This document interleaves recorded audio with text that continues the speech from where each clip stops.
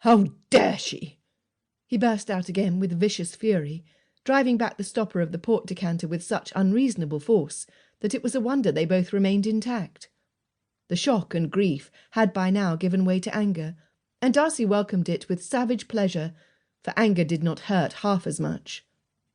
Who did she think she was, this country miss of meagre stock, with neither fortune nor connections, to spurn the Darcy name, to cast aside his offer as though it were a pedlar's heap of rags?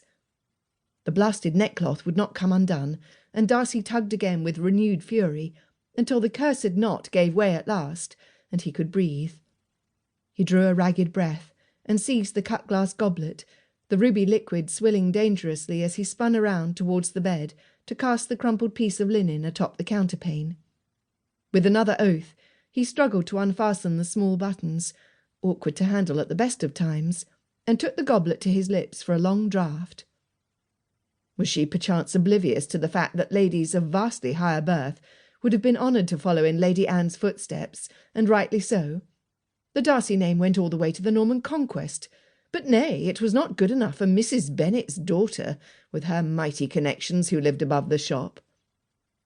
He took another gulp, then slammed the goblet down upon the oval table, not noticing the drops that splashed out and marred the perfect surface. He crossed the room in several long strides, and turned on his heel, thrusting his hand behind the open collar of his lawn shirt to furiously rub his aching neck. Offended and insulted! She had the audacity to claim herself offended and insulted by the honest confession of the scruples that had given him pause in offering for her. He snorted as he ran a hand over his face. It was perhaps a mercy that the shock had stunned him. Otherwise he might have had a vast deal more to say about exactly which one of them had just cause to feel insulted. His heavy footfalls rang ominously in the quiet room as he paced back and forth along the strip between his bed and the tall windows. Pemberley's succession, Georgiana's comfort, he had been willing to put all that into her hands, entrust her with everything that mattered, and she had thrown it in his face without a second thought. What did she have to offer? The priceless connection with a country town attorney, his vulgar wife, and a selection of shopkeepers. Oh, and of course the genteel side as well, let that not be forgotten. A father who castigates his kin in public for the sake of witticisms, and cheap ones at that, when frankly he would have been far wiser to take a birch rod to the back of his youngest, before it was too late, and she was fully grown into a mindless hoyden. As for the parson, heaven help us! What did she imagine? That he would be delighted to align his name with theirs? Well, at least he had told her that. Darcy all but spat in vindictive fury, and ran the back of his fingers over his lips, refusing to acknowledge the sudden flash of guilt at the recollection of her turn of countenance, and how she had flinched at those very words. Well, what did she expect? He said aloud, less viciously this time.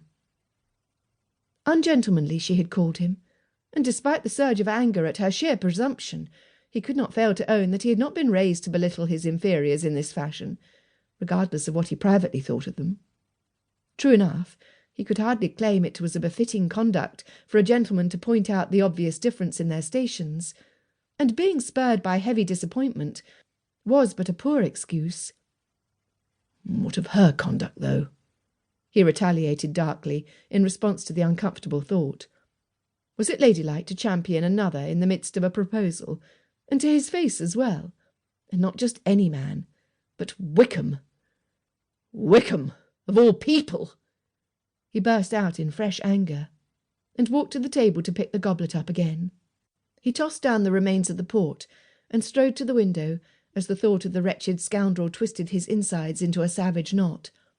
It was not enough that he had wreaked havoc in Georgiana's kind and trusting heart, that he had schemed to take her away from him, to blight her very life for his own ends, the beast. Nay, Wickham simply had to crawl out from some repulsive hideout to spread malicious poison over his life as well. Darcy gripped the goblet in his hand until his knuckles whitened, oblivious to the small mercy that the glass was thick enough to withstand it, rather than shatter into shards in his unconscious grip. Did she believe him? Did she give credence to the letter? Or was she determined to be taken in?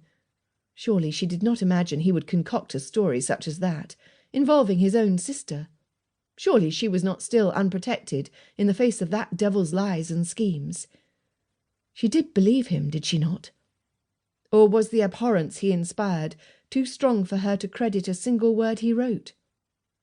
To keep listening to this audiobook, I've left you a link in the description so you can do it, at no cost thanks to Audible's 30-day free trial.